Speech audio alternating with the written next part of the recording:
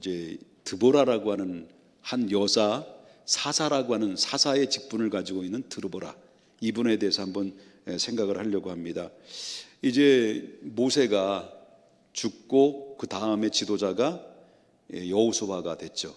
여호수아를 통해서 이스라엘 백성들을 가나안 땅까지 이끌어가서 가나안을 땅에서 정착을 했습니다.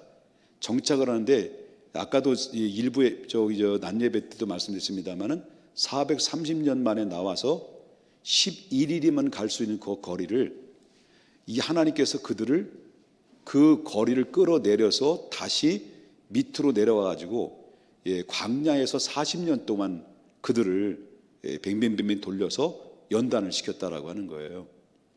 그리고 나서 이제 드디어 40년 만에 40년이 지나고 난 다음에 모세가 죽고 이제 모세를 대신해서 여호수아가 이스라엘 지도자가 되죠. 그 이스라엘 지도자가 돼서 이스라엘을 이끌고 이제 가나안 땅을 점령하는 거죠. 그 점령해서 이제 드디어 가나안 땅을 차지하게 됩니다. 그 이스라엘 백성들이 이제 그 안에서 차지하면서 이제 바로 뭐냐면 그 안에 정착을 하게 되죠. 12지파가. 그런 가운데 있다가 이제 여호수아 지도자가 죽어요. 요 지도자가 죽고 난 다음에 그때 이후로부터 무슨 시대가 되냐면 사사 시대가, 지도자가 없는 상태죠. 지도자가 없는 상태인데, 그래서 결국 그때 당시는 여호수아가 죽고 난 다음에 그 이스라엘 나라는 중앙 집권화가 아니죠. 그러니까 그 문제는 이스라엘 민족의 모든 것들을 하나님을 모시는 것 이외에는 그때 당시에는 서로 하나가 안 됐던 거예요. 서로 뭉치질 않았다는 거예요. 그래서 그들의 생각은 그 시대에 실질적으로 정부 형태는 이것은 형식적으로 볼 때는 신정 정치로 그들은 생각을 했어요. 하나님이 이 나라를 통치해왔고 지금까지 통치하고 지금도 통치한다라고 그들은 이스라엘 백성들, 가나안 족속들은 그렇게 인식을 하고 있었어요. 그런데 생각은 하고 있습니다만은 백성들은 진심으로 하나님을, 이 나라를 다스리는 하나님으로 인정하지 않았어요. 왜 그렇습니까? 그들은 계속해서 마음속으로 생각으로는 하나님 백성, 입술로는 하나님이 이 민족을 다스리고 있다라고 하지만 백성들의 마음 한 구석에는 하나님을 대신한 우상 숭배에 빠져들기 시작한 거죠. 결국 이 가나안 족속들이 가장 하나님이 우려스럽게 생각해서 이스라엘 백성들을 440년 동안 연단시켜서 하나님이 어떤 분인가를 정확하게 보여주고 체험하게 했는데도 불구하고 하나님을 하나님으로 인정하지 않고 가나안 땅에 살면서, 정착하며 살면서 하나님을 까마득하게 잊어버리고 그 대신 7 족속들이 섬기고 있는 모든 각종의 우상 숭배에 이스라엘 백성들은 빠져들기 시작한 거죠. 그래서 생각으로는 하나님이 이 나라를 다스린다, 신정 통치다, 이렇게 생각했는데 그들의 삶과 그들의 실질적으로 형태는 우상 숭배에 완전히 사로잡히게 됩니다. 그러니까 이렇게 무정부 상태 속에서 이스라엘 백성들은 결국 어떻습니까? 지도자는 이제 없어지고 하고 있고 여호수아 제2의 여호수아 같은 사람이 없으니까, 그러니까 여호와의 목전 앞에서 바로 악을 행하게 되죠. 가나안 땅에 살면서 이 악한 일을 할 때마다 하나님은 어떻습니까? 결국은 하나님의 주변의 강대국들을, 바로 이 강대국들을 이렇게 세워서 이스라엘을 쳐요. 그래서 이스라엘 백성들이 고난을 받게 하죠.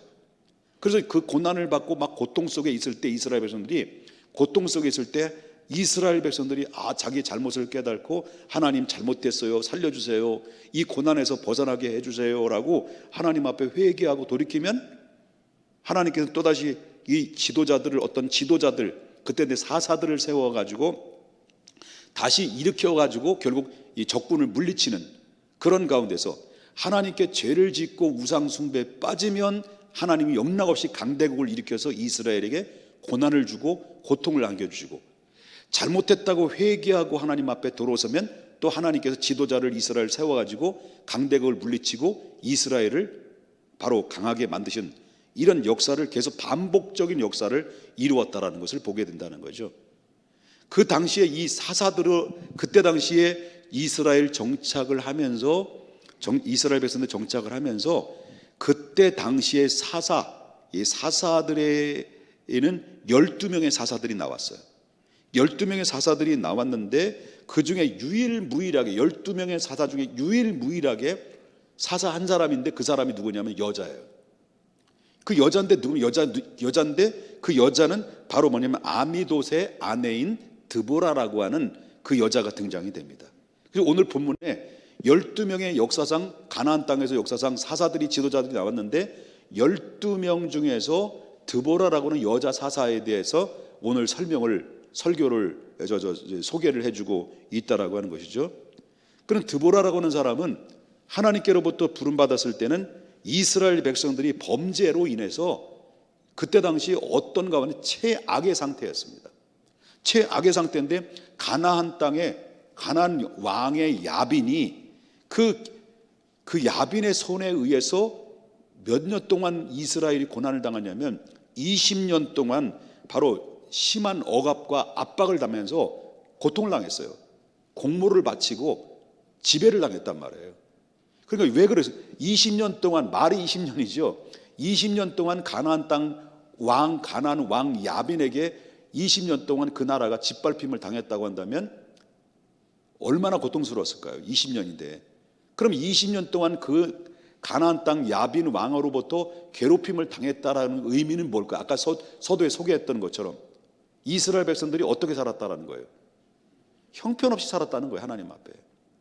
하나님 앞에 자기 멋대로 하나님의 선민으로 하나님의 백성으로 부름받았는데 자기의 사명의 자리를 잃어버린 거예요. 쉽게 말한다면 목사 자기 위치를 잃어버린 거예요. 장로님들의 자기의 사명을 잃어버린 거예요. 그리고 모든 권사님들이나 집사님들이 자기의 기도의 자리에 대해서 그걸 잃어버리고 망각했다는 거예요. 자기 포지션에서 이탈을 한 거예요. 우상숭배에 빠진 거예요. 그래서 결국 어떻습니까? 하나님이 그때 당시 아주 초라하기 짝이 없는 가나안 왕인 야빈을 강력하게 힘을 빵빵하게 불어 넣어서 이스라엘 치게 만든 거죠. 그 이스라엘이 20년 동안 바로 가나안 왕 야빈으로부터 고난을 당하게 된 거죠. 바로 이때 드보라라고 하는 하나님의 사사를 하나님이 세워준 거예요. 드보라. 그래서 결국 어떻습니까? 이 드보라를 하나님이 사사로 세워주셔서 그 드보라가 하나님께로부터 부름받았고 하나님이 기뻐하시는 하나님의 사명의 불을 태우게 됩니다. 그래서 결국 어떻습니까? 드보라로 인해서 그 이스라엘이 그 가나안 야빈에 의해서 짓밟힘을 당했던 그 이 엄청난 그 소용돌이 속에서 허우적거리는 이스라엘을 구원해내고 다시 이스라엘을 강한 나라로 만들었던 주된 주인공이 누구냐? 여자 사사 드보라라는 것을 우리가 성경에서 밝혀주고 있습니다. 그러면 이 오늘 헌신 예배를 통해서 우리가 여선지자였던 바로 그 드보라 사사의 신앙은 과연 어떤 신앙이었기 때문에 이렇게 하나님이 20년 동안 짓밟힘을 당한 이 민족을 다시 일으켜 세워서 하나님 앞에 쓰임받는 위대한 사사가 되었는가? 우리 이 교훈을 한번 생각해 볼 필요성이 있는데 두 가지만 짧게 말씀드렸습니다. 오늘 저녁 안에 끝납니다. 자, 드보라는 남자 여자 구별 없이 모든 사람들로부터 존경받는 사람이었다는 거예요. 그러면 이 뭘 의미하냐면 그때 당시에 시대적인 상황으로 보게 되면 옛날이나 지금이나 거의 비슷한 건데 그때 당시는 남성 우월 사상이 엄청나게 셌죠. 그러니까 이 여성은 그때 당시 인구 조사에 수에 들어가지 않습니다. 계산에 들어가지 않았어요. 그리고 이 어려서 아버지에게 이제 그 혼인하고 나서 어려서는 아버지에 예속되기도 하고 혼인하고 나면 남편에게 예속이 돼가지고요. 결국 그 당시 여자의 재산의 한 일부라고 생각했지 실질적으로 그 여자의 존엄성이나 존재 가치가 상당히 낙후된 상태에 있었던 상황이었죠. 그때 당시가. 그렇기 때문에 이 권위가 낙후되어 있는 이 상태 속에서 그런데 이 열악한 환경 속에서 드보라라고 하는 여자가 여자임에도 불구하고 결국 이스라엘을 외세로부터 구원을 하고 그 다음에 백성들을 온전히 영적으로 인도하는 지도자가 되고 그리고 또한 이스라엘 백성들이 항상 바로 가시 같은 존재로 여겨졌던 그 가나안 왕 그 야빈의 군대 장관 시스라를 살해하는데 결정적인 역할을 또 드보라가 해요. 그러니까 이 하나님께서 여성이지만은 여성의 가치를 결코 낮게 보지 않고 여성의 가치이지만 여성의 가치를 높게 하셔서 모든 남녀노소로 할 것 없이 다 존경받는 사람의 위치로 세워 놓으셨다라고 하는 것을 보게 됩니다. 하나님은 분명히 남자와 여자를 기능과 역할을 분명히 구분한 것은 사실입니다. 그렇지만 하나님께서 남자가 여자 모두 동일한 가치를 하나님께서 인정하셔서 바로 역할 분담이 다를 것이지 높고 낮음에 이렇게 생각하지 않으셨다는 거죠. 그렇기 때문에 바로 하나님 오늘 본문을 통해서 말씀을 보면 알 수 있듯이 사사를 여자로 세우실 만큼 하나님께서 여자도 얼마든지 하나님 앞에 존경받는 사람으로 세움받게 됐다. 그래서 남자들은 이 시대는 또 특별히 여자가 말이야 이 말 끝내야 돼요. 여자가 말이야 이 말 끝내지 않으면 안 돼요. 밥 굶어요. 밥 못 얻어 먹어 이제는. 지금 여자들이 더 우해요. 여자들이 세. 여기 봐. 앉으신 분이 여자가 더 많잖아. 미안합니다. 지금은 여자들이 더 월등하게 목소리가 굉장히 높아지고요. 여자들 보면 정치판에도 여자들 벌벌 떨어요. 남자들이. 그러니까 지금 그때 당시에 소위 말한다면 기능과 역할은 다르지 이 위치는 동동된 위치 속에서 하나님이 세워주셨다는 것을 우리가 보게 됩니다. 이 드보라 활동량을 보게 되면 어마무시했다는 거예요. 여자로서도. 활동량이 어떤 활동량입니까? 드보라는 한 남자의 아내로서 모범적인 가정을 이룬 것은 기본 바탕의 베이스에 깔려져 있는 거고요. 이 기본적인 베이스에 깔려져 있는 상태 속에서 판단력이 정확했고 지도력에 있어서 종려나무 아래 밑에서 정확한 지혜와 지도력을 해서 모든 백성들을 잘 재판을 함으로 말미암아 옳고 그름을 판단해줘서 바로 이 백성들이 질서를 잡아가는 백성들의 질서를 잡아가는 일들을 탁월한 지도력을 가지고 있었다는 것을 보게 됩니다. 이 드보라는 하나님의 음성을 듣기도 합니다. 그리고 또한 하나님의 말씀을 통해서 예언을 통해서 백성들에게 하나님의 말씀을 통해서 백성들의 문제를 정확하게 결국 어떻습니까? 구별하고 재판하는 역할들을 잘 감당했다라고 하는 것이죠. 그리고 이 사사는 다른 어떤 활동 분야인 전쟁에서도 어떻습니까? 지휘하고 모든 것들은 바락이라고 하는 이 바락을 핀다 이게 아니고요. 이 바락이라고 하는 이스라엘의 지도자, 자기 신복 같은 사람을 세워요. 그리고 이 전쟁에 정말 그들은 나가서 그들이 전쟁을 잘 치러서 승리할 수 있도록 뒤에서 서포터를 하는 역할도 잘 했다는 거죠. 그래서 다방면으로 이 여자는 바로 드보라는 남녀노소 따질 것 없이 존경받는 하나님의 사람이 됐다라고 하는 것을 보게 됩니다. 자, 이렇게 여선교회 헌신 예배를 통해서 우리 함께 생각할 수 있는 것은 우리는 어쩌면 열등의식에 사로잡힐 수 있어요. 아까도 말씀드렸습니다만 점점점 나이가 들어가고 얼굴에 거울을 보면 주름살이 이게 움푹움푹 패어져 나가는 것을 보면서 그리고 점점 허리는 휘어가고 그러면 심리적으로 볼 때는 우울감이 찾아오고 그리고 나라는 존재가 지금 여태까지 내 살아온 인생이 난 뭐냐 살아온 인생을 뒤돌아보면 결국 어떻습니까? 남아있는 그런 짧은 이 시간들을 어떻게 보내야 될지라기보다는 지금 여태까지 살아온 이 부분이 너무나도 힘들고 고달픈 인생을 생각하면 눈물이 나오고 서글프고 뭐 이런 것들이 있지 않겠냐는 거죠. 그렇지만 여선교회는 우리는 이걸 생각하자는 거죠. 열악한 가운데 남자들 틈바구니 속에서도 언제든지 그 틈바구니 속에서 남자들의 존경을 받고 남자들의 그 권위적인 이 앞에서도 남자 여자 구분하지 않고 하나님께로부터 인정받고 백성들로부터 존경받을 수 있는 하나님의 사람들이 됐다는 것이죠. 그것은 바로 여선교회는 바로 뭐냐면 우리가 늙어가는 것이 아니라 노래 말처럼 익어가는 것처럼 우리가 영적으로 하나씩 익어가면서 무르익어가는 것은 결국 어떻습니까? 그 영적으로 익어갈 때마다 기쁨으로 풍성한 열매로 그만큼 내게 돌아오는 사실을 우리가 기억해야 된다는 거죠. 그래서 우리는 어떤 사람이 됩니까? 존경받는 사람이 되자. 그럼 존경받는 것이 뭘까요? 내가 할 수 있는 일을 그 안에서, 그 포지션 안에서 최선을 다해서 존경받는 사람으로서 살아야 될 의무와 책임이 있다라는 것을 보게 된다는 거죠. 드보라 여인은 사사지만, 그리고 여자이지만 사사로서 그는 이스라엘 지도자가 됐지만, 바로 우리는 가정에서의 지도자고 교회 안에서도의 지도자다. 그래서 교회 안에서 최고로 잘할 수 있는 제2의 여선교회 헌신 예배로서 결단해야 될 것이 뭐냐? 모든 사람들에게 존경받고 모든 사람들에게 정말 우리는 이분들이 참 너무 좋다라고 할 만큼 인정받을 수 있는 길이 뭘까요? 다른 게 없다고 생각합니다. 기도 외에는 없는 거죠. 그렇다고 해서 드보라처럼 치마를 휘둘리면서 나와 나를 따르라 이렇게 할 수 있는 것은 아니잖아요.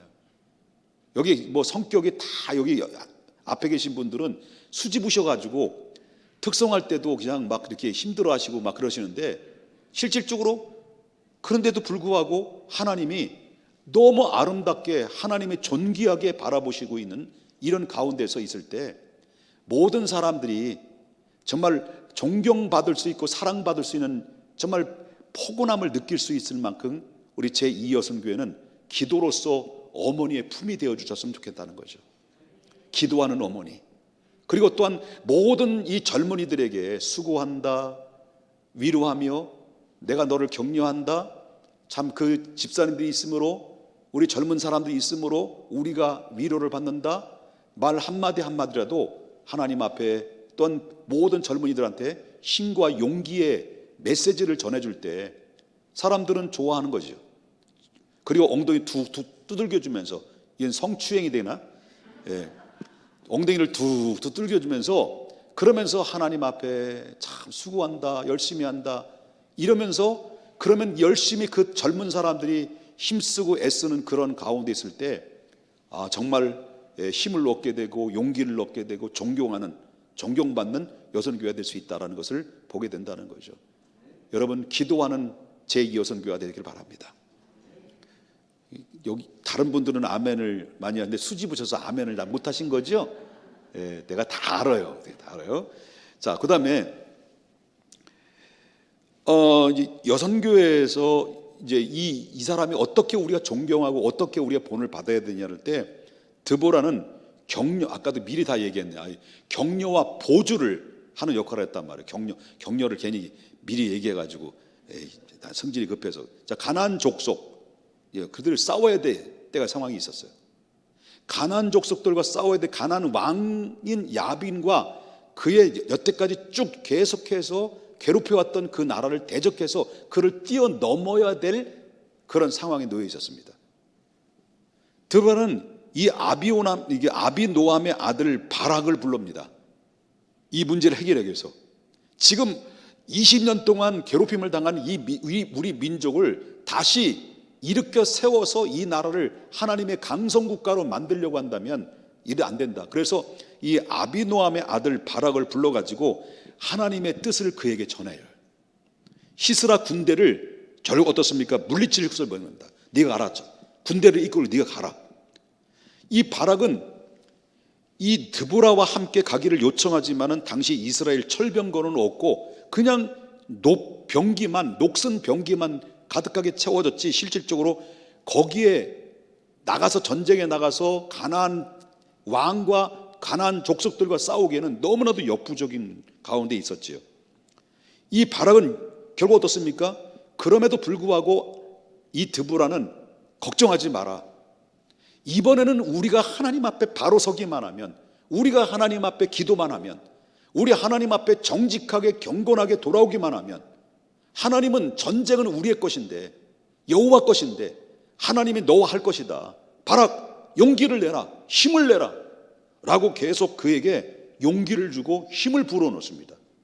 그럼 그 말을 듣고 하나님의 말씀을 믿고 결국 이 바락은, 그 신복이었던 드보라의 신복의 바락은 10,000명의 군사를 이끌고 어떻습니까? 그 결국 시스라의 군대 장관, 소위 말한다면 가나안 왕이었던 신복의 군대 장관을 맞부딪혀서 결국 전쟁을 일으켜요. 만 명을 이끌고 기습으로 공격을 하죠. 그래서 이 바락이 추격전을 펼치고 있는 그때에 그 혼란에 빠졌던 이 가나안 족속들의 군대들이 막 대혼란이 빠지면서 도보로 도망가다가 결국 군대 하나도 남지 않고 그 단칼에 결국 어떻습니까? 그 가나안의 모든 군대들은 전부 다 죽임을 당해요. 누가 승리했습니까? 이스라엘이 승리했습니까? 가나안이 승리했습니까? 이스라엘이 승리한 것이 아니라 하나님의 승리였습니다. 하나님의 승리였습니다. 어떤 승리였을까요? 하나님이 이스라엘을 승리케 하신 그 하나님의 승리는 어떤 승리일까요?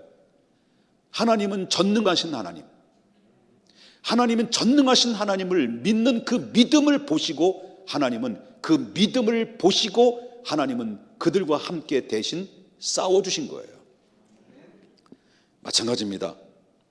사람들은 자기 자신의 공적을 나타내기를 좋아하죠.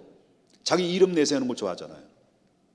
다른 사람이 세운 공력까지도 자기가 한 것처럼 말을 하고 자기가 한 것처럼 어떻습니까? 둔갑을 해서 자기를 공적으로 공력을 얻으려고 하는 것이 사람들의 보편적인 모습이라고 볼 수 있습니다. 그런데 이 드보라는 자기 이름을 내세우지 않고 바로 어떻습니까? 바락에게 그리고 모든 백성에게 하나님께 영광을 돌리는 이 아름다운 드보라의 모습을 우리가 보게 된다라는 거죠. 자, 두 가지를 우리 한번 생각해 봤어요. 제2여선교회가 앞으로 중요한 과제, 남아있는 우리의 인생의 삶 속에서 어떤 과제를 가지고 앞으로 살아갈 것이냐. 첫 번째는 존경받는 하나님의 사람이 되자는 거예요. 존경받는 것 중에서 가장 존경받을 수 있는 것은 바로 가정을 위해서 기도하는 어머니, 그리고 교회를 위해서 기도하는 어머니, 그리고 또한 내 영적인 삶을 통해서도 기도하는 어머니가 되어야 되고, 두 번째는 모든 사람들에게 격려와 위로가 될 수 있을 만한 하나님의 정말 격려자가 되고 위로자가 되자. 그래서 시스라를 아까도 말씀드렸습니다마는 이 바락을 앞세워서 자기가 앞세운 것이 아니라 바락을 앞세워서 그들에게 너는 할 수 있다. 하나님이 함께 하실 것이다. 우리가 하나님께만 바로 서기만 하면 하나님 전쟁은 여호와께 속한 것인데 여호와께서 함께 싸워주실 것이다 라고 하면서 그에게 힘을 불어넣었을 때 결국 그 말 한마디 한마디 선포되는 선포가 능력이 됐다는 거예요. 그래서 기도하고 그리고 위로하고 선포되는 한마디 한마디 언어의 능력의 전파자가 될 때 그 안에서 그 능력의 선포된 선포가 아픈 자가 있으면 걱정하지 마. 하나님이 함께 하실 거야. 하나님 치료하실 거야. 여호라파, 하나님 치료하신 하나님이야 라고 한마디 뚝뚝 던지는 그 말 한마디가 기도에서 얻어지는 그 권세, 영적인 권위가 사람들 그 입에서 토해내는 말이 능력이 되고 힘이 되어서 사람들이 일어나고 낙심하는 자리에 젊은이들이 괜찮아, 하나님이 함께 하실 거야, 일어서 라고 툭툭 어깨를 두들기면서 한마디 툭툭 내뱉는 한마디 한마디가 그 사람들의 마음속에 심장이 꽂혀지고 위로가 되고 힘이 되고 위로가 되고 격려가 돼서 다시 일어나고 회복되고 성공한 자리로 올라간다고 한다면 바로 제2의 여선교회 모든 권사님들 집사님들은 한 몸에 존경받고 하나님 앞에 섰을 때 착하고 충성된 종아 잘했다 라고 하나님 앞에 인정받는 하나님의 축복에 사랑하는 우리 귀한 여선교회 성도님들이 되실 줄 믿습니다. 그런 의미에서 우리 제2여선교회 우리 우리 박수 한번 칩시다. 우리 내가 뭔 설교를 했는지 아시겠죠 이제요? 이제 존경받는 분이 되자, 위로와 격려의 능력의 언어의 달인이 되자, 그런 말씀이 그거예요. 기도하겠습니다.